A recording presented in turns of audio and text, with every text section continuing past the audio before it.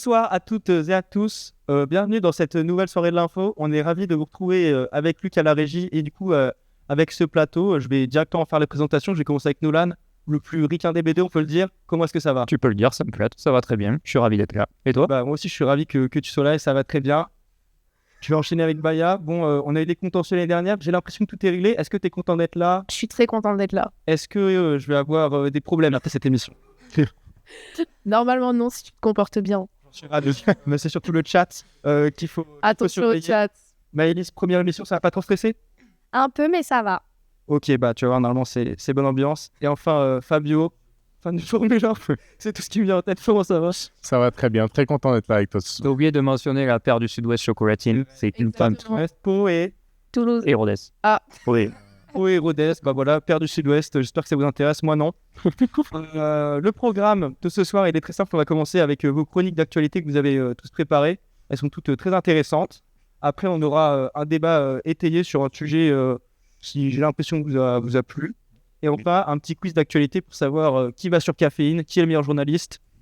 On verra. Je déclare forfait directement. Franchement, je pense que tu es celui qui suit le plus l'actu ici. Sympa. Non? Bon. Même première nouvelle. Bon, en tout cas, ça, c'est le programme. Et on va directement commencer avec ta chronique, Allez. Nolan. Donc, toi, tu vas nous parler d'un conflit de la sphère musicale britannique, c'est ça? Exactement. Bon, on va commencer avec un univers plus large. Est-ce que vous connaissez la série Stranger Things? Oui. Bon, jusque-là, je vous perds pas, tout va bien. Alors, une des nombreuses raisons de son succès, c'est qu'elle réussit à remettre au goût du jour la pop culture des années 80. Et donc, puisque la série se passe à cette période, d'ailleurs, je rappelle, et donc, à chaque fin de saison, il y a quand même un phénomène qui se produit, c'est qu'il y a une chanson de cette époque-là qui est repropulsée au sommet des charts de la musique. Et à la fin de la saison 2, c'est un petit peu ce qui s'est passé avec Every Breath You Take de The Police. Sauf que là, je vais vous parler de cette chanson parce qu'il y a quand même un problème derrière tout ça. C'est que cette chanson, elle suscite un petit conflit d'intérêt au sein du groupe. Et vous allez voir que c'est pas le seul en plus. Donc pour ceux qui n'auraient pas fouillé dans l'armoire à CD de leurs parents, The Police, c'est un trio de musique anglais constitué d'un batteur, d'un bassiste et d'un guitariste. Alors le batteur, c'est Stuart Copeland et le guitariste, c'est Andy Summers. Ces deux-là, ils se sont dit, mais tiens, est-ce que le troisième mousquetaire, il nous aurait pas volé un peu d'argent par exemple? Une histoire d'argent. Comme c'est bizarre. Il y en a jamais. Surtout dans la musique. En plus. Ouais, surtout dans la musique, c'est quand même assez rare. Mais le troisième mousquetaire, donc, c'est vraiment la grosse star du groupe, c'est Sting, celui qu'on connaît le plus, seul que je connaissais vous aussi. Ouais, principalement. C'est bien ce qu'on me semblait. J'ai oublié leur nom. Voilà. En gros, Sting, il a écrit Englishman in New York, c'est vraiment celui qui a le plus réussi et après The Police. Et donc, Sting, il est arrivé légèrement après la formation du groupe. Et au début, il est un petit peu entré par la petite porte parce qu'on n'aimait pas trop ce qu'il faisait. À l'époque, The Police, c'était un groupe de punk, ça a changé avec le temps. Et donc, quand on est un groupe de punk, les chansons d'amour, on s'en fout un petit peu, sauf que les chansons d'amour, c'est un petit peu le point fort de Sting. Ils ont laissé écrire 2-3 chansons, et ils se sont vite rendus compte que le talent du gars était un peu hors du commun, notamment avec Roxanne, par exemple, je pense que vous la connaissez. Bien sûr. Un petit extrait, Fabio. Roxanne. Pas mal. Je serais pas mieux. Fallait oser, faut se lancer. Et donc... Il déteste. Même moi. Mais justement, Sting, il a un petit peu renversé la table, puisqu'en fait, il est devenu très rapidement le compositeur principal du groupe. Aujourd'hui, quand tu regardes les crédits, c'est celui qui est crédité comme le principal auteur-compositeur de quasiment toutes les chansons. Et c'est un petit peu ce qui va causer le problème, puisque aujourd'hui, Stuart Copeland et Andy Summers ont décidé de saisir la haute cour de Londres par rapport à Every Breath You Take. En gros, sur cette chanson, ils accusent Sting de les voler, clairement, sur les bases d'un contrat un peu saugrenu. On n'a jamais vraiment connu les termes exacts du contrat. Tout ce qu'on en sait, selon la BBC, c'est qu'à chaque fois qu'il y a un membre du groupe qui reçoit des droits d'auteur liés au travail de The Police, il doit repartager 15% de cette somme avec ses deux acolytes. Sauf, qu'est-ce que tu n'as pas compris? Quand tu reçois des droits d'auteur, le batteur il reçoit des droits d'auteur. Le batteur et le guitariste doivent recevoir 15% chacun de la somme. Et Sting, c'est plus. Oui, c'est ça. Sting, c'est plus parce qu'il est très souvent crédité comme le seul auteur-compositeur des chansons. Ok. Voilà. Donc, selon la BBC, la base du contrat, c'est ça. Mais en fait, le contrat, il a été révisé plein de fois au cours de l'histoire du groupe pour essayer de contenter tout le monde. et ça n'a jamais vraiment marché, au point qu'aujourd'hui, il se retrouve devant la justice. Et donc, du coup, selon la BBC, ils indiquent qu'il y a une petite subtilité dans ce contrat, c'est que le contrat, il inclut 2 catégories. La première, c'est la catégorie exécution. Donc, ces droits, en gros, ils sont perçus dès que la musique est jouée en public, à la radio ou dans les médias. Et après, il y a la catégorie mécanique. Mais presque, tu y es presque. La catégorie mécanique, elle inclut le pressage du morceau sur les vinyles, sur les CD, mais la mise à disposition sur les plateformes de stream. Voilà. Mais même avec ce contrat, donc, ça ne va pas, puisqu'en gros, le batteur et le guitariste estiment devoir être payés pour ces 2 critères, mais Sting, lui, soutient que le contrat ne couvre ces 2 acolytes que dans la catégorie mécanique. Donc, même si ce que dit Sting est vrai, ce qu'on ne sait pas véritablement, les 2 autres membres du groupe se disent le contrat, on l'a révisé tellement de fois au cours de notre carrière qu'on peut le réviser encore une fois de plus, ça ne changera pas grand-chose. Ouais. Dans le seul et unique but de se remplir un peu plus les poches, vous l'aurez compris. Ils estiment quand même avoir été volés de 1 500 000 pounds, ce qui donne 1 720 000 euros. Une somme même à tous peut-être feuille. Hein. Mais peut-être que pour Sting, c'est pas tant. Ouais. Peut-être que pour Sting, c'est pas tant. Et justement, tu viens à ma prochaine phrase. Ouais, mais aussi, est-ce que du coup, quand ils se produisent sur scène, enfin, ils se produisent encore sur scène ou pas? Sting se produit sur scène, sur Copenhagen et Andy Summers, un peu moins quand même. Ok. Ouais, ensemble, plus jamais. Ils ont fait des tournées de reformation, mais non, je pense qu'on va pas en voir d'un petit moment. Ça devrait plus trop arriver. Mais justement, tu parlais de l'argent que la musique génère. En gros, Every Breath You Take, ça représente quand même un joli petit gâteau, puisque le Daily Mail, un média britannique, a rapporté que Sting gagne 550 000 livres par an de droits d'auteur, rien que pour cette chanson. Voilà. Rien que pour cette chanson. Ça représente 635 000 euros à l'année, rien que pour Every Breath You Take. Donc, vous comprenez pourquoi le guitariste et le batteur se battent pour essayer de récupérer un peu plus de gâteau quand même. Mais justement, par rapport aux conséquences de l'affaire, il y a le journal Le Parisien qui, cet été, a interviewé un des membres de la première heure de The Police, qui s'appelle Henri Padovani, qui est corse, qui est né à Bastia, mon cher. Du bon côté de la Corse en plus. Du bon côté de la Corse, exactement. Pas sur la Côte d'Azur. Ajaccio, c'est la Côte d'Azur. C'est ça. Ah ouais, d'accord, ouais. Je sais pas, les Corsidiens, ça. Ah ouais. Ou même Marseille, un peu aussi, des fois, on compare un peu. Ok. Ouais, bon, d'accord. Et donc, du coup, lui, en fait, il disait que même s'il comprend les points de vue de chacun, en gros, lui, il s'inquiétait plutôt des conséquences que cette affaire pourrait avoir sur la suite. Parce qu'en gros, il disait que si cette affaire a créé un précédent, si le fait que le guitariste et le batteur réussissent leur appel à la Cour de Londres, en gros, ça pourrait créer des disputes dans tous les groupes où tous les membres du groupe vont se battre en justice pour essayer d'avoir une plus grosse part du gâteau. Donc, un groupe durerait 3 ans avant que des tensions apparaissent liées à l'argent. Et d'ailleurs, dans son interview aussi, il a rajouté une chose qui est plus ou moins intéressante, c'est que le guitariste du groupe, The Police, clame être celui grâce à qui la chanson a été mondialement connue. Elle était prête à être jetée à la poubelle lors des sessions d'enregistrement, et du simple fait que lui ait réussi sa partie en une seule prise, alors qu'elle est très complexe, ça a choqué ses camarades au point de dire « bon, on la garde ». Et ça, c'est certainement vrai. Ce qui est peut-être vrai, on ne sait pas, mais du coup, vu l'état des relations entre les membres du groupe, on se dit que il pourrait carrément essayer d'intenter une action en justice pour être replacé sur les auteurs-compositeurs de la musique et essayer d'en gratter encore plus dans l'an. Et aussi, ces 600 000 euros par an, ils sont, je pense, surtout dus à la popularité de Sting et pas des 2 autres clampins là que personne connaît. C'est peut-être un peu normal. Malheureusement, oui. En fait, je pense que ils sont plus peut-être connus par vraiment les fans de Police. Et oui, Sting, il est vraiment connu mondialement par tout le monde, même ceux qui connaissent pas forcément Police, parce que Sting été déjà légèrement connu avant Police, et même après, il a eu encore une très belle carrière. Donc c'est sûr que c'est lui qui est le poumon quand même à la base niveau popularité. Un exemple concret, je suis allé voir un concert cet été. Le premier réflexe que j'ai eu après le concert, c'est d'écouter The Police. Donc voilà. C'est vrai que vraiment Sting est devenu la vitrine de The Police aujourd'hui du fait que sa carrière continue de générer beaucoup d'argent et de faire suivre les fans de la première heure, quoi. Mais bon, on va quand même se rassurer en disant que la chanson, elle est sortie, que tout le monde a pu l'apprécier. C'était quand même un classique des amoureux lors des années 80, ça, Still Loving You. C'était tous, hein, les années 80, on les a tous très bien vécus, mes chers amis. Ouais. Mais en tout cas, aujourd'hui, l'impact de Every Breath You Take, je pense qu'on peut quand même encore le sentir, puisque c'est quand même 1,5 milliard d'écoutes sur YouTube et 3 milliards sur Spotify. Donc je pense que la mission est accomplie. Mais après, on va essayer de terminer sur une note un peu plus positive en se disant qu'il y a un groupe qui paraissait irréconciliable, qui maintenant tourne partout à travers le monde, c'est Oasis. Donc peut-être que The Police pourrait faire la même. Surtout qu'en plus, tu as eu la chance d'aller les voir cet été. Oui, j'ai eu la chance d'aller voir cette Bah là, ils ouais, battent pour de l'argent, mais quand ils en auront plus, évidemment, qu'ils se reformeront. Ah, mais ce serait la meilleure façon pour Copeland et Summers de se remplir un petit peu les poches, si jamais. Donc là, le procès, il est en cours, c'est ça. Ouais, c'est ça, ils ont saisi le retour de loin. Quand la fin, à peu près, Pour l'instant, il n'y a pas d'infos sur la date d'issue du procès. on checkera ça et on regardera Le plus vite possible. qui sera le gagnant de ce procès. Merci Nolan pour ta chronique. Avec plaisir. On va enchaîner avec la tienne, Baya. Donc toi, tu vas nous parler d'une série qui fait beaucoup parler d'elle en ce moment.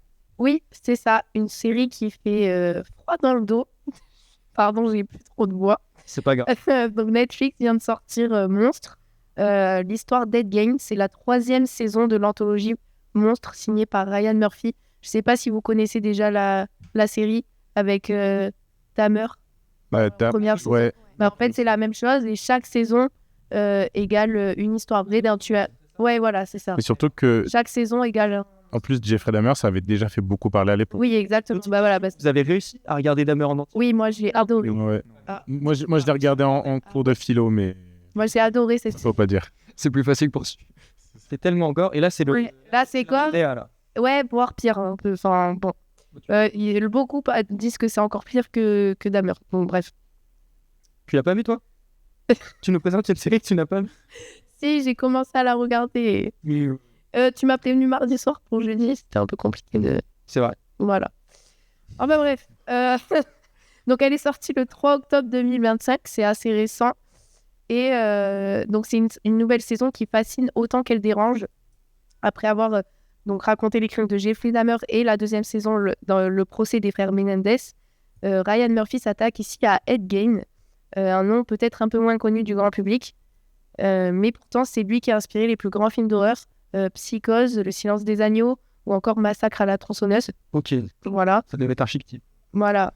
Mais alors, qui était Ed Gein? Est-ce que vous en avez déjà entendu parler? Non, du Sur tout. plusieurs séries. J'aimerais bien que tu m'en dises un peu plus. Est-ce que avant Jeffrey Dahmer, enfin avant la série, vous aviez déjà entendu parler de lui aussi? Non. D'accord. Si. Les autres saisons, Jeffrey Dahmer, avant un la petit peu. série, Jeffrey Dahmer un petit peu, ouais. Moi, pas du tout, la non. série, je connaissais pas. Ouais. Bah alors, c'était un fermier du Wisconsin, vivant seul avec sa mère, donc dans une maison isolée au milieu de la campagne. Il a eu une enfance très marquée par une éducation religieuse extrême.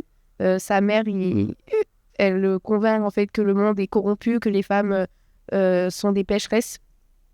Et quand elle meurt, c'est à ce moment-là où il sombre dans la folie. Il se retrouve tout seul. Ouais, exactement. Parce qu'il connaissait que sa mère, en fait. Il était enfermé dans cette maison. Et donc, c'est là que commence l'horreur.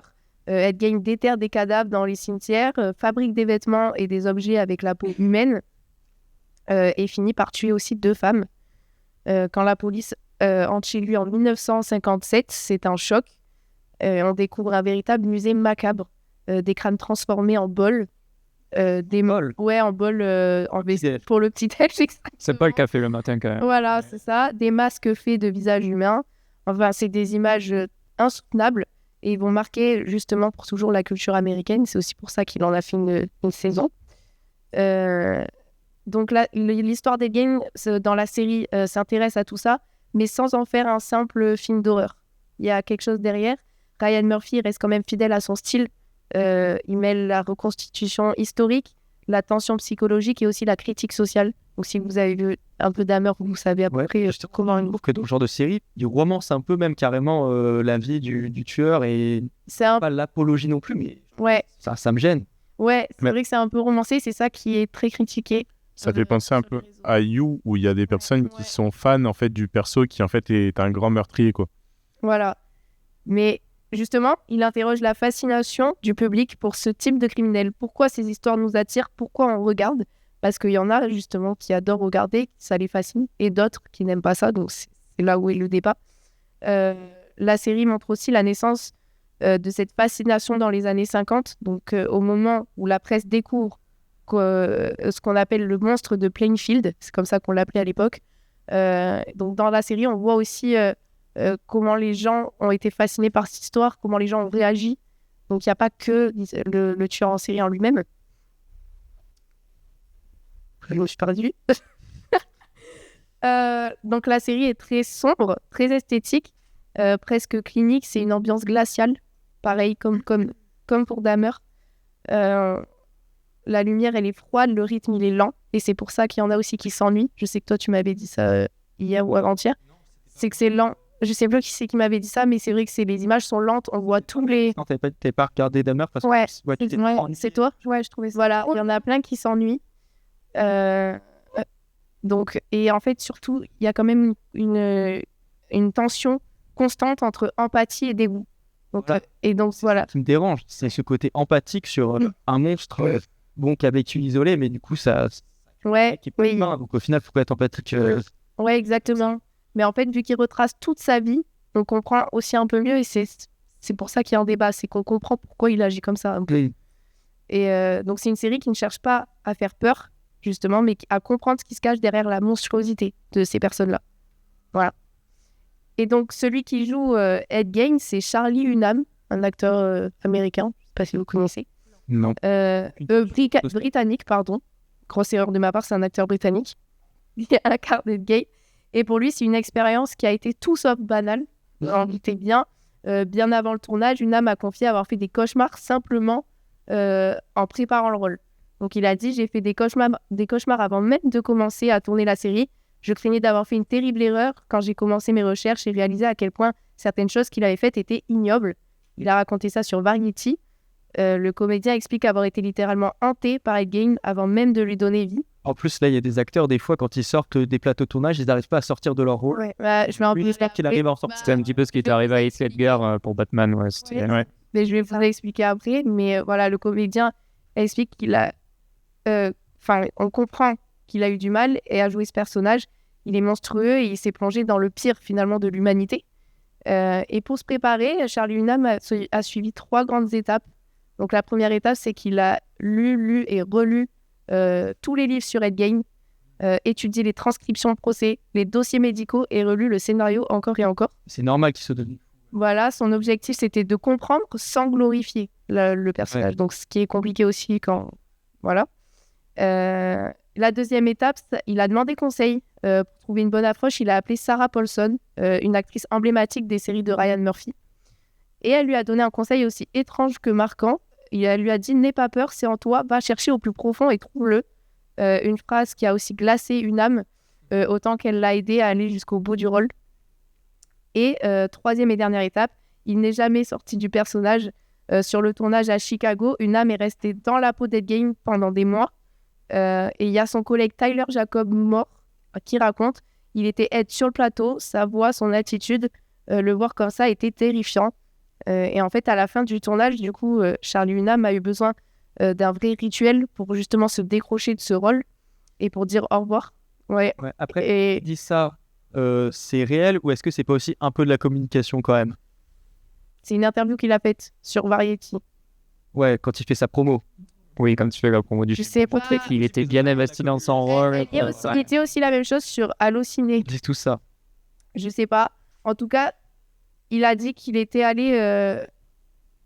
qu'il avait fait justement sur les conseils de sa compagne.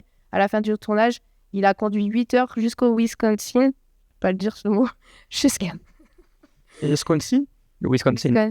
Un état peu enviable de États-Unis. Et donc, il a fait 8 heures de route jusqu'à la tombe d'Ed Gein, là où il est enterré, en fait, pour aller le voir. Bon, j'espère que c'est vrai. Je me demande sinon pourquoi il aurait raconté ça. Mais... et donc, là-bas, il lui a parlé. Il lui a parlé. Il a dit « Je lui ai dit que j'espérais qu'on avait raconté son histoire honnêtement et que je ne l'invitais pas à venir avec moi dans le futur.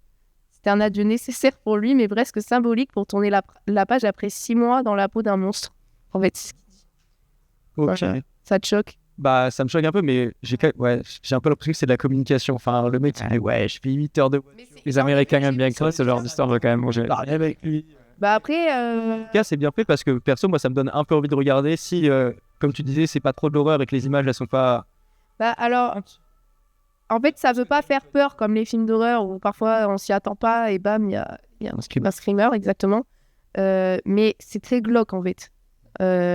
Moi, j'ai vu quand même des images avant, même si j'ai pas vu encore la série, je vais la regarder, mais c'est très glauque et encore plus glauque apparemment que Dahmer parce que là, il déterre des cadavres, il fait des choses avec les cadavres. Donc c'est vrai que c'est quand même assez glauque.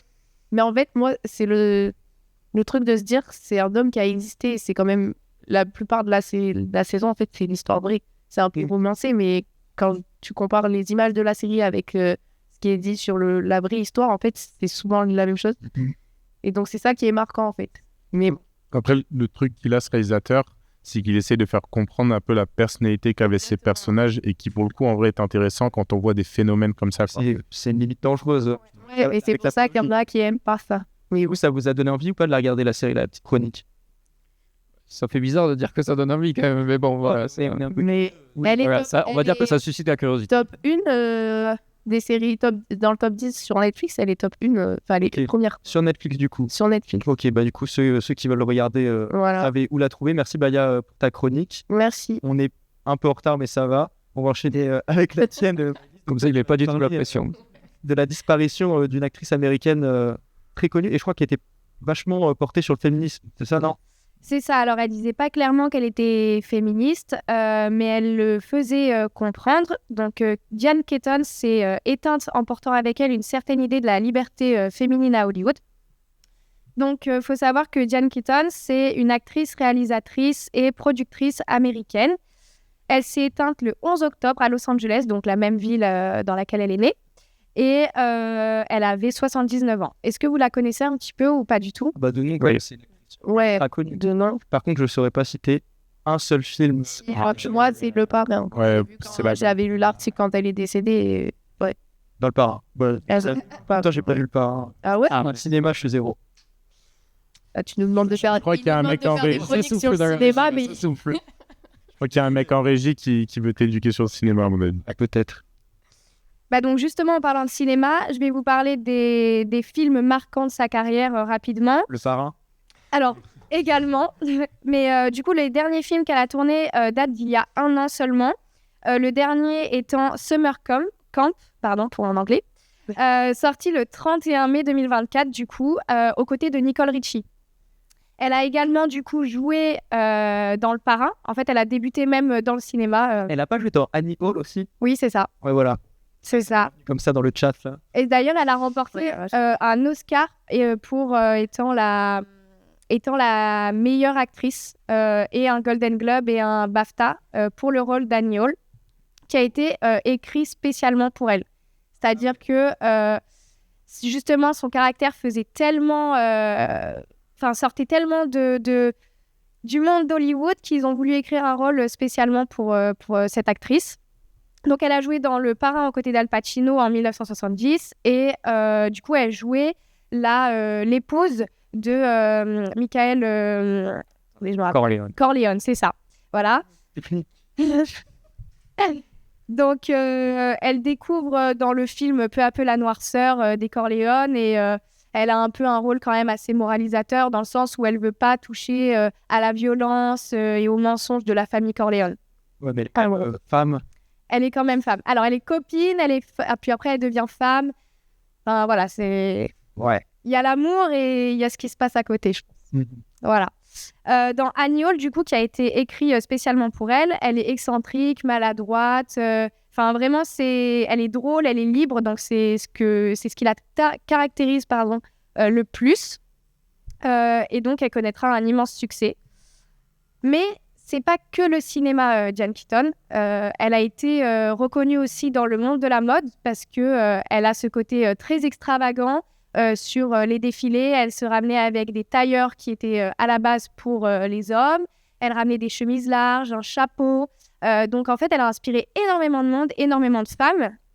Et elle a un peu ouvert aussi un nouveau style à Hollywood pour les femmes qui, elles, rentraient à cette époque dans une catégorie où la femme devait rester glamour, tout ça. Donc, elle a un peu libéré toute cette idée faite sur les femmes. Et d'ailleurs, en 2006, elle a également été égérie de L'Oréal. Mais à côté du cinéma, elle a fait énormément de choses. Elle a été écrivaine, chanteuse, collectionneuse de photographies. C'est vraiment une multitâche, quoi. Elle faisait tout et n'importe quoi. Elle voulait vraiment avoir ce sentiment d'être libre. Et voilà, ça reflétait bien son image. Du coup, ça devait être un bon exemple pour les femmes qui voulaient s'émanciper à Hollywood. C'est ça, en fait. Elle disait pas justement qu'elle était féministe. Elle elle se représentait pas comme telle, mais elle laissait voir que à Hollywood, voilà, vous n'avez pas besoin d'un homme pour pouvoir réussir et marquer les esprits, en fait, tout simplement. Donc, si on devait décrire Diane Keaton, ce serait la liberté de penser, la liberté d'être soi-même. Elle a détruit quelques rouages d'Hollywood par exemple, en refusant la chirurgie esthétique, en assumant ses rides, en adoptant ses enfants toute seule. À l'époque, c'était pas tellement... Ça a dû faire scandale. Ouais, ça a fait scandale et donc voilà, en fait, elle s'est fait remarquer pour tout ça et d'ailleurs, son mindset, c'était je serai moi-même et tant pis si ça plaît pas, en fait. Je suis comme ça et j'ai pas envie de changer et c'est ce qui d'ailleurs a plu à Woody Allen parce qu'elle a joué aussi dans de nombreux films, du coup Annie Hall, il a été écrit par Woody Allen, mais également Tombe les filles et tais-toi.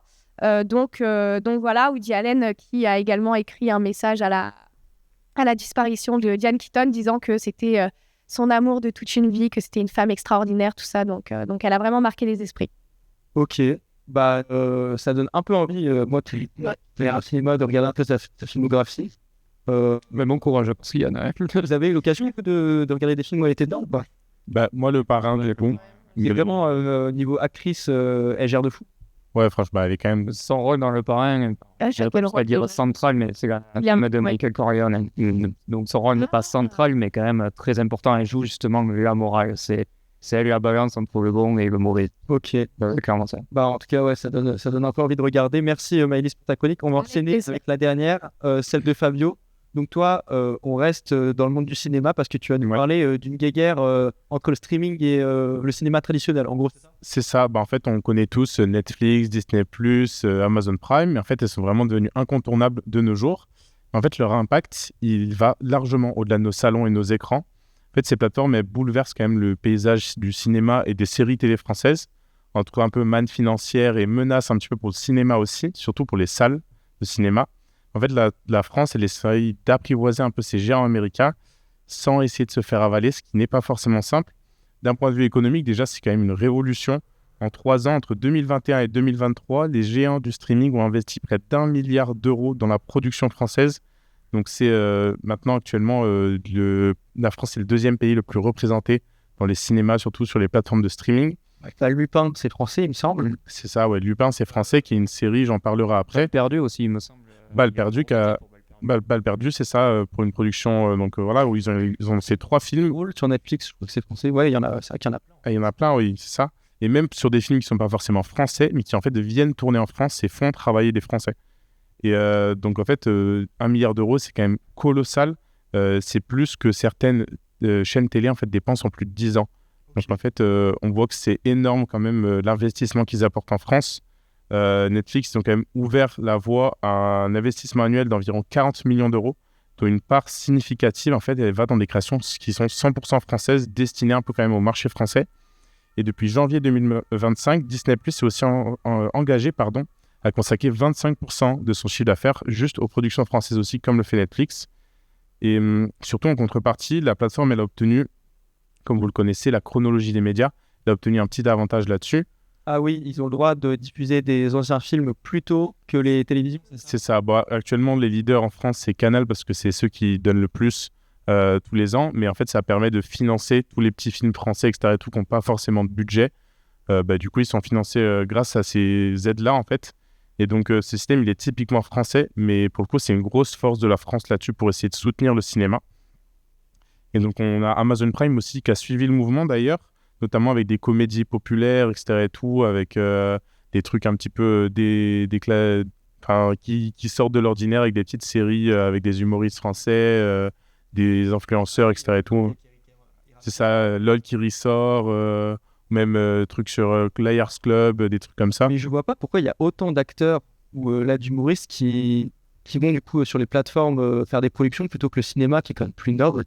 Le cinéma, c'est plus compliqué, je trouve. Ça, c'est sur le papier, c'est plus noble, mais franchement, quand on regarde les scénarios des comédies, ça tourne quand même vachement en rond, alors qu'il y a quand même plus d'argent dans les productions des plateformes de stream et ça t'offre, j'imagine, plus on voit par exemple Mr. V qui a sorti son film Mac Walter récemment sur Amazon Prime, qui en fait n'aurait jamais pu produire seul ou avec juste des partenaires en sortant au cinéma. Et en fait, Amazon Prime lui ont fait confiance, lui ont donné plusieurs millions d'euros de budget. Succès, je crois. Ouais, ça a été un très gros succès au début. Après, voilà, faut vraiment le prendre au 10e degré, ce film, pour le coup. Moi, je l'ai vu parce que je suis un grand fan de Mr. V. Je l'ai trouvé pas ouf. Hein. C'est spécial. C'est dans l'univers de Mr. V, en fait. Faut vraiment apprécier ce mec depuis ses débuts sur YouTube. Mais voilà, au niveau, en fait, au résultat, c'est quand même un gros plus au niveau financement pour les films français et même, en fait, justement, pour les équipes qui travaillent sur les films, pas que les acteurs, en fait. Et ça se voit beaucoup à l'écran, justement, comme on en parlait tout à l'heure, avec Lupin et Omar Sy, qui est l'un des plus gros succès mondiaux sur Netflix. Hors France, en fait, c'est plus de 70 millions de foyers qui l'ont regardé dès sa sortie. Ça a été top 1 dans quasiment tous les pays du monde qui ont accès à Netflix. C'était vraiment un succès énorme. 10% aussi a conclu le public anglophone, au point qu'une version britannique est en cours, et même indienne aussi a vu le jour déjà. Donc c'est ça qui est dingue, c'est qu'en fait, ils ont vu le succès français et ça a été développé de partout. C'est d'ailleurs pas le seul film avec Omar Sy. Je ne sais pas si vous avez un autre film avec Omar Sy qui a été produit après par Hollywood. Ça m'énerve parce que le nom, il est Intouchable. C'est ça, Intouchable, grand succès français qui a été repris par les Américains après. Mais voilà, ça rayonne vraiment. Mais pas qu'il y avait une version. Ouais, il y a eu une version avec Kevin Hart qui joue le rôle d'Omar Sy en fait. Et à la réponse pourquoi les acteurs ils privilégient maintenant les productions des plateformes de streaming, Luc il a dit que c'est parce qu'au tournage, certaines séries elles sont moins longues à tourner que les films. Donc, peut-être que c'est beaucoup plus avantageux. Oui, puis beaucoup. Positionné partout. Quoi. C'est ça, bah. Cinéma aussi. Ouais, forcément. C'est aussi des... On y allait la dernière fois avec les gars, au Méga Ramage à côté, on était tout seul dans la salle pour. C'est super cher. Après. Mais oui, c'est cher. Quand tu regardes le casting, qui a fait un sac et gens. On a plus, tout le monde a l'abonnement dans Amazon Prime, Netflix, donc forcément, c'est plus avantageux. Ouais. Et justement, en fait, grâce à ces vitrines mondiales telles que Lupin, etc., en fait, les ventes de programmes français à l'étranger ont atteint 203 millions d'euros l'an dernier. Donc, c'est un record historique, ça n'avait jamais été fait auparavant. Et c'est quand même en grande partie grâce aux plateformes telles que Netflix, Amazon Prime et Disney+. Et donc, pour les créateurs, c'est quand même un changement d'échelle, des budgets beaucoup plus importants qu'avant, une diffusion internationale et surtout une reconnaissance qu'ils n'ont pas forcément sur les chaînes françaises. C'est ça qui change aussi. Et sur le plan artistique et technique, les plateformes ont aussi dopé quand même la profession. Les productions locales se multiplient. Il y a eu plus de 300 longs métrages qui ont été certifiés en 2024. C'est un niveau presque record pour la CNC. Pas qu'en France. En France, si. En France, 300 Ouais, en tout cas, où il y a une participation française ou des films étrangers qui viennent tourner en France. En fait, mais qui utilisent des Français dans leur tournage, que ce soit des acteurs français ou quoi. Et c'est en grande partie grâce aux plateformes. Ça. Et aussi l'aide que donnent les plateformes pour justement par rapport à la chronologie des médias. Et donc cette activité elle va créer énormément d'emplois dans les studios, notamment avec Media One, qui est un studio français qui maintenant produit de plus en plus de films. Presque tout ce qu'on regarde actuellement qui est tourné en France est produit par Media One. C'est l'émission télé aussi. C'est ça, Quotidien par exemple est produit par Media One, etc. Et en fait, donc ça va vraiment pousser à moderniser tous les outils de tournage, les effets spéciaux, tout devient de mieux en mieux en fait. Et c'est beau de voir la France se développer comme ça grâce aux plateformes. Et les producteurs aussi le disent, les plateformes ont apporté un souffle nouveau, des moyens et parfois aussi une audace éditoriale qu'on ne voit pas en fait au cinéma. Il y a certains films où en fait, au cinéma, on a cette peur de flop en fait, où il n'y aura pas forcément d'entrée. Et du coup, il y a moins cette peur forcément avec... Là, récemment même, tellement cette peur, elle est grandissante. Il y a un film avec Cannes Merad qui a été décommandé. Ils ont tourné, monté, pas diffusé. Diffusé dans 3 cinémas. C'est ça. Et en fait, avec les plateformes de streaming, il y a un petit peu moins cette peur parce qu'en fait, ça peut toucher plus de monde et en fait, les gens n'ont pas à avoir à payer juste pour voir ce truc-là. Et cette peur engendre la peur parce que du coup, en fait, Hollywood ne crée plus. Par exemple, Hollywood, toutes les critiques sont arrivées sur Hollywood aujourd'hui parce qu'en fait, on accuse Hollywood de faire du recyclage de scénarios. C'est dommage. Et là, donc, je vous ai quand même parlé de beaucoup de positifs sur l'impact des plateformes. Déjà, est-ce que vous savez qu'il y avait autant de positifs dessus? Et après, c'est du positif qui attire du négatif dans l'autre camp. Oui, c'est ça. Bon, du point de vue franco-français, c'est quand même très positif ce qu'on a entendu. C'est pas mal. Après, voilà. Et du coup, les producteurs de cinéma, eux... c'est ça. C'est là, forcément, oui, c'est bien, mais il y a quand même un revers à ce nouvel âge d'or. Car pendant que les plateformes s'enracinent, en fait, les salles de cinéma, elles perdent à se remplir. C'est ça le gros problème actuellement. Les chiffres de fréquentation restent en dents de scie depuis la pandémie. Certaines années, en fait, on redescend sous les 180 millions d'entrées, loin des chiffres qu'on faisait en 2019 avant la Covid. Donc, les exploitants indépendants, eux, ils tirent la sonnette d'alarme, ça va plus pour eux, ils n'ont plus de quoi financer leurs films. Puis les délais entre la salle et la mise en ligne, ça pose aussi problème. C'est avec la chronologie des médias, etc. Et surtout que il y a aussi les streamings illégaux qui existent et qui posent aussi beaucoup de problèmes parce que les étudiants, etc. et tout, ne vont plus au cinéma. D'ailleurs, je voulais vous poser une question par rapport à ça. Est-ce que vous allez au cinéma ou vous attendez que ce soit sur les plateformes type Netflix ou même ce que vous allez sur des sites de streaming un peu illégaux, quoi? Alors moi, ça dépend des films. Là, par exemple, il y a Avatar 3 qui va sortir. Ça, c'est un grand film, donc je vais aller le voir au cinéma. Voilà. Après, les films qu'on ne connaît pas, moi, j'attends sur les plateformes. Le Comte de Monte Cristo. Désolé, je l'ai vu 2 semaines après en plus. Lui, par contre, je l'ai vu au cinéma. Ouais, moi aussi. Mais parce que ça dépend aussi de comment pas bien, sur les réseaux. Mais Aussi, aller au cinéma, c'est une démarche. Il faut se déplacer. C'est plus cher.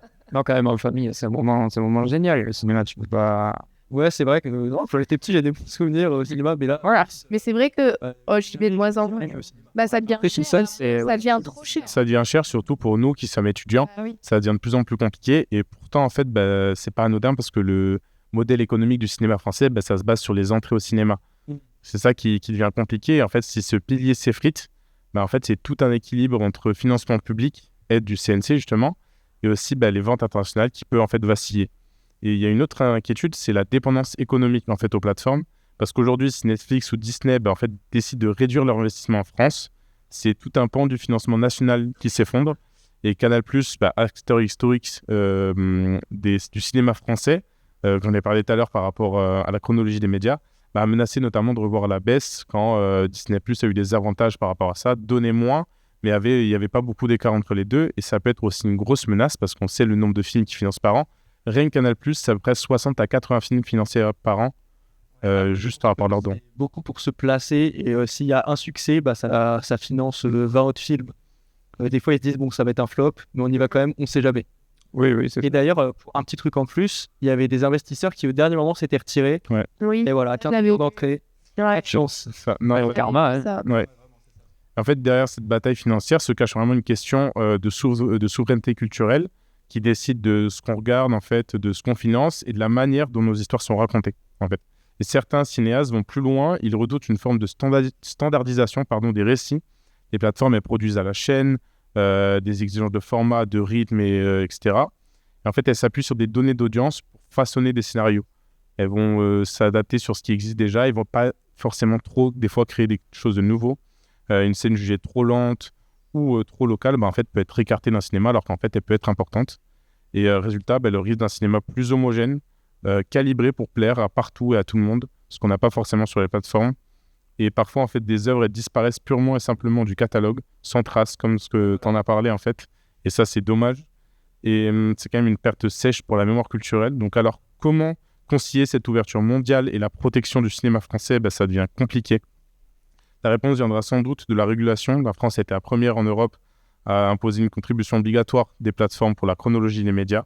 Mais au-delà des lois, c'est une question de stratégie. Comment tirer parti, en fait, de ces géants sans leur céder notre indépendance? Peut-être que dans le futur du cinéma français, c'est justement cette alliance improbable en fait entre cinéma et plateforme de streaming. Est-ce qu'elles tueront le cinéma français ou pas? Pour l'instant, on n'a pas la réponse. Espérons que non, parce que c'est un grand pouvoir culturel. En tout cas, on verra ça, mais de toute façon, peut-être qu'il y a des emplois dans le cinéma qui vont être supprimés et dans le streaming qui vont être ajoutés. C'est un équilibre des choses. Bon, en tout cas, merci pour ta chronique, Fabio. On va passer maintenant au débat après un petit jingle.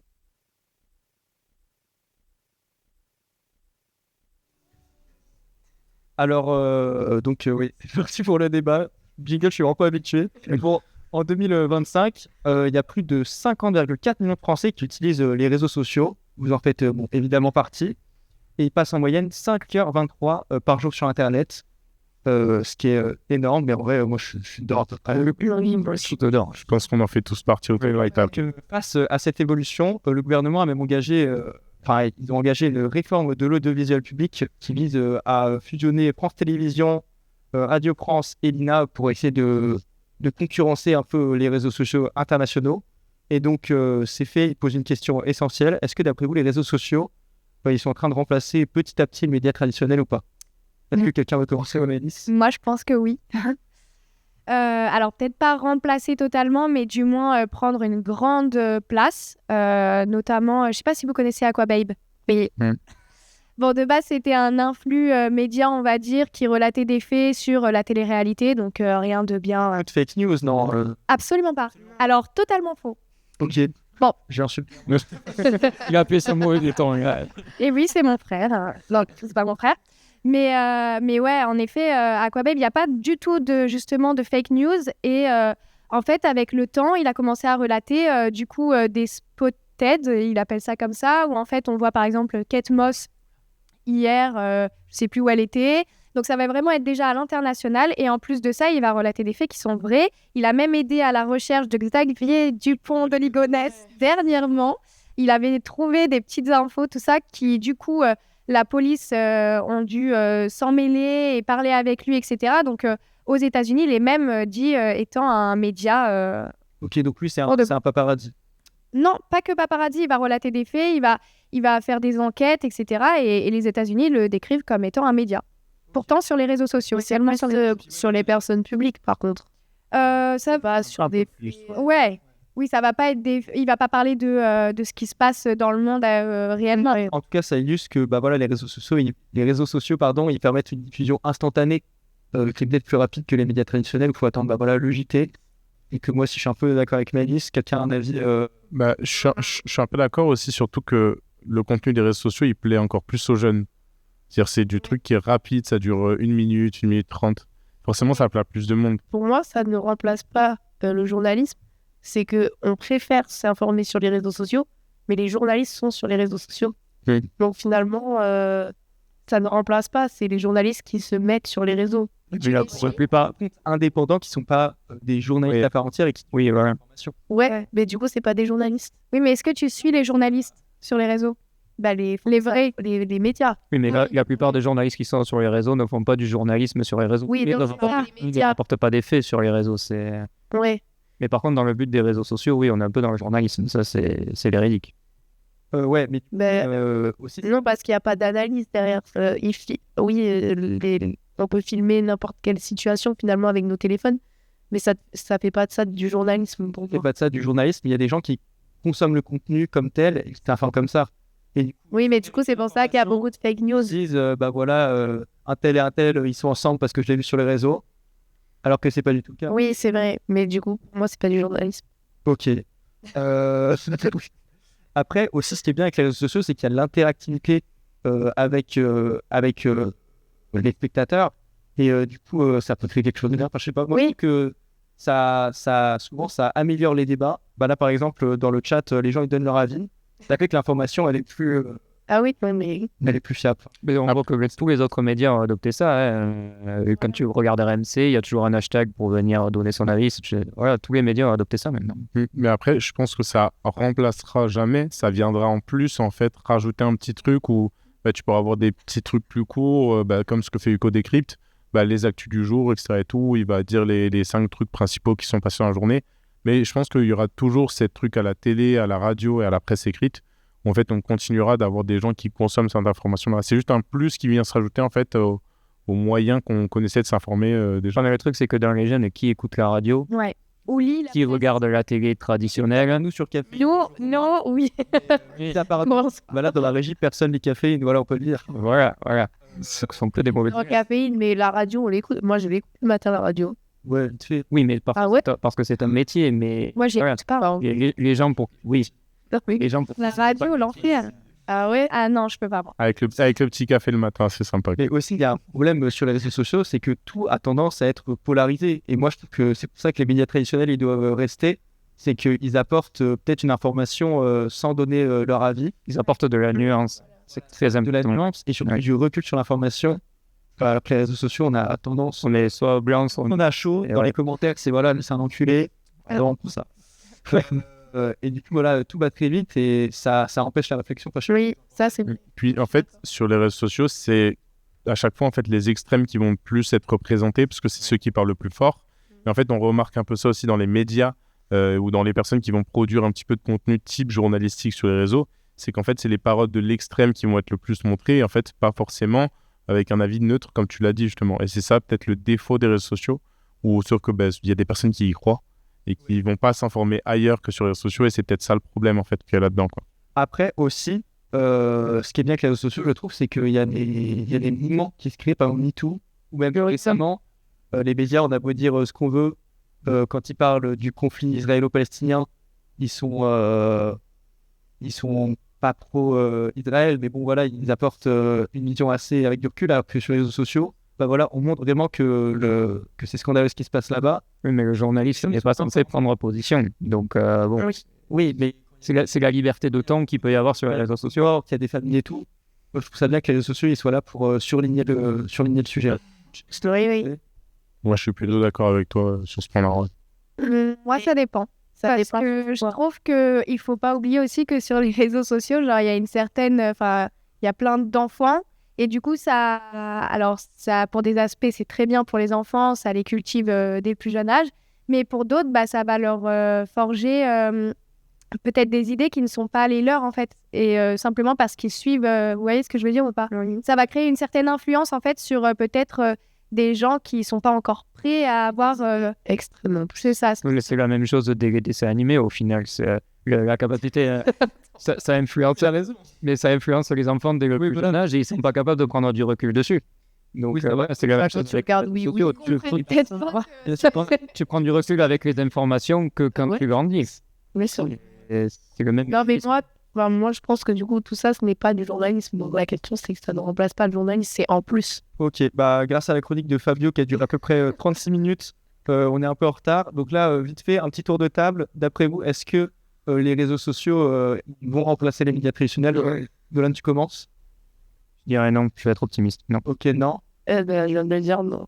Non plus. Vous avez le droit de justifier pourquoi vous dites oui ou non. Non, mais là, Pas remplacer, mais prendre une grande place, oui. Ok. Moi, pas remplacer, venir compléter, comme j'ai dit tout à l'heure. Ok, bah en tout cas, on verra qui advient de ça dans le futur. On va passer à la dernière partie de l'émission, le quiz. Pareil, un petit cheat.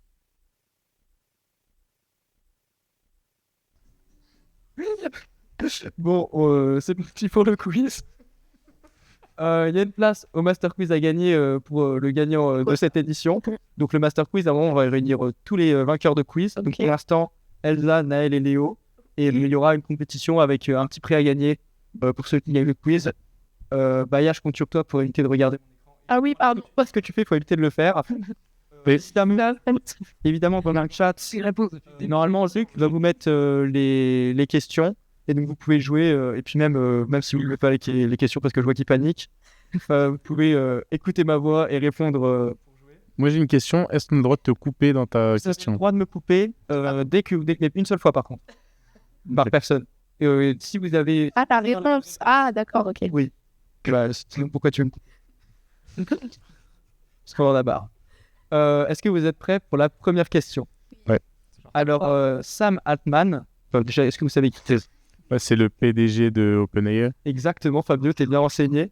A annoncé qu'une nouvelle version de ChatGPT serait bientôt disponible. Oui, Je sais, je sais. érotique. Bonne réponse pour Baya qui n'est pas obligé de crier dans le micro. Pardon. C'est pas parce que tu parles plus fort que ça va plus Oui. vite. Mais parce que moi, lui, il m'a fait peur. Tu m'as vraiment juste devancé, donc tu as raison. Cette version de ChatGPT qui sera disponible en septembre sera capable d'avoir des conversations érotiques. Avec ChatGPT. Oui. L'utilisateur pourra avoir des conversations érotiques avec ChatGPT. Pour les célibataires. Et je sais pas si vous connaissez il y a Twitter, Grok, qui fait déjà ça d'ailleurs, et ça fait polémique sur les réseaux sociaux. Récemment. Il y a Tu savais, Fabio, ok. Bon, en tout cas, le PDG, le PDG d'OpenAI, Sam Altman, a assuré vouloir que ChatGPT ait un effet positif sur la santé mentale des utilisateurs et que les adultes soient traités comme des adultes. Donc, globalement, l'entreprise américaine elle va assouplir les restrictions de ChatGPT pour les adultes vérifiés, donc certainement avec une carte d'identité. Donc, on ne sait pas encore s'il y aura une vérification de l'âge aussi poussée que celle en vigueur pour les sites en France. Mais en tout cas, voilà, il faudra être un adulte vérifié pour avoir accès à cette version de ChatGPT. Je sens que ça t'intéresse, Nolan. Non, pas du tout. Bien au contraire. Non, vraiment, comme disait Baya, où va le monde? Ouais, C'est grave, en vrai. Ouais.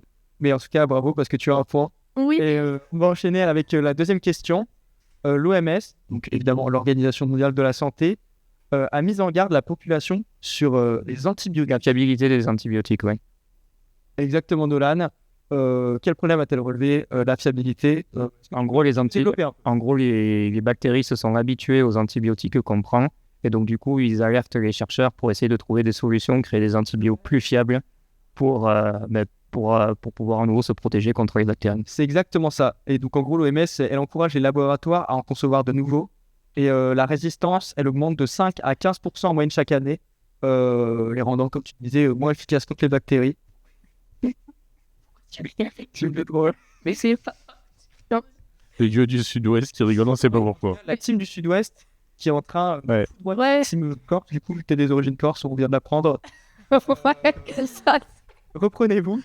Un point pour Nolan, un point pour Baya. À ma gauche, Ça commence mal. mais je prends vous, il reste encore 3 questions. Après avoir acquis les droits de diffusion du championnat d'Arabie Saoudite, le streamer Zach Nani va désormais diffuser les matchs d'une équipe. Laquelle? J'ai pas compris la question. En gros, il y a un streamer sur Twitch, Zach Nani s'appelle, Ok. Odemsemen aussi. Ouais, c'est pas le sujet. C'est leur sujet. Il diffuse les droits d'une ligue de football en Arabie Saoudite. Et récemment, il a fait une annonce parce qu'il diffuse aussi maintenant les matchs d'une équipe. De l'Inter Miami, je crois. Non, pas l'Inter Miami. Les matchs. Kika dans le chat, De c'est bon. Lino, il l'a. Mon frère, il l'a. Léo, il l'a. Tout le monde l'a. La France. La France, il faut préciser. Lyon. De l'équipe de France féminine. PSG. Marseille. Non, c'est l'équipe de France, Ah. mais c'est pas les femmes. C'est les U20. Lyon. C'est parce que les U20, Ah. c'est les U21, c'est les espoirs. On accorde le point à qui, franchement? Fabio. J'ai dit France. Fabio. À Fabio? Non, j'ai dit France. La régie, est-ce qu'on en pense? C'est pour qui le point là? Point pour Fabio. Ouais, bah trop facile ça aussi. J'ai pas d'amis dans la régie là. Il y a un partout. Bon, bref, en tout cas, Zach Nani, il a annoncé qu'il diffuserait les matchs de l'équipe de France Espoir jusqu'à l'Euro 2027. La FFF a déclaré vouloir mettre en valeur sa sélection Espoir de manière innovante et adaptée aux nouveaux modes de consommation de ces jeunes supporters. Les jeunes qui regardent les Espoirs, ça me semble logique. Et donc, le premier match, il a été diffusé sur le Twitch de Zach Nani. Il opposerait la France à l'Estonie et les Bleus se seront posés 6-1. Donc, peut-être que ça leur porte chance. On verra dans le futur, du coup, jusqu'à l'Euro 2027. C'est bien. Hein. Elise, pour l'instant, on t'entend pas beaucoup, tu es la seule qui n'a pas de points. Non, mais. Il reste 2 questions à te reprendre. On reste dans le milieu du sport parce que le Portugais Cristiano Ronaldo est détenteur. Il est devenu le meilleur buteur de l'histoire des qualifications à la Coupe. Pas ça. Ah. Il a eu ça. Ah, bah alors attends. Ah, et c'est autre chose. C'est quoi là Techniquement, là, en fait, c'est pas directement sportif, c'est un autre aspect. Cristiano Ronaldo, il a fait quoi? Il est devenu milliardaire. Il est devenu milliardaire. Premier footballeur milliardaire, selon Bloomberg. Mon frère a dit que c'était le plus beau. Alors c'est vrai aussi, mais c'est toujours pas la bonne réponse. Oui, on s'en fout un peu. on va dire. La valeur nette de la richesse de Cristiano Ronaldo a été estimée à 1,4 milliard de dollars, selon les médias américains. Cette somme, elle prend en compte à la fois les gains lors de sa carrière de footballeur, ses salaires, mais aussi ses contrats. Les contrats de sponsoring. On estime qu'il a gagné beaucoup grâce à son contrat en Arabie Saoudite en 2023. 200 millions par an, je crois. Voilà. C'est- Ouais. C'est. Voilà, premier footballeur milliardaire, 1,4 milliard. Le LeBron James a été plus rapidement, si je peux me permettre. Ah ouais? C'est vrai? Oui. En même temps, les States, c'est un autre niveau. Bon, en tout cas, tu prends la tête, Nolan, avec un deuxième point. Les autres, essayez de revenir, mais j'ai pas de question, donc si vous revenez, je sais pas comment on va déterminer. La 5e question, du coup. Le rappeur Booba est en garde à vue à Paris. Oui, il a été condamné par harcèlement à cause de Gims. C'est exactement ça, j'ai détesté. C'est exactement ça. Pourquoi est-ce que Booba, la régie s'il vous plaît, sauve-moi avec une question. Pourquoi est-ce que Booba est en garde à vue à Paris? C'était ma question. Voilà. Eh bien, c'est dans le cadre de l'enquête sur le harcèlement dont l'accuse Gims, chanteur. C'est dingue, hein. J'étais voilà, nous là-dessus. C'est fini avec C'est un truc de faire genre. Il a toujours des problèmes avec d'autres rappeurs, Lucas. Ouais. Cette garde à vue Ouais. qui peut durer Ça va 5 être question à un moment, je pense. On vise à interroger celui dont le vrai nom est Eli Yafa, déjà mis en examen, comme tu disais, pour harcèlement moral sur Magali Berda. Oui. Bon.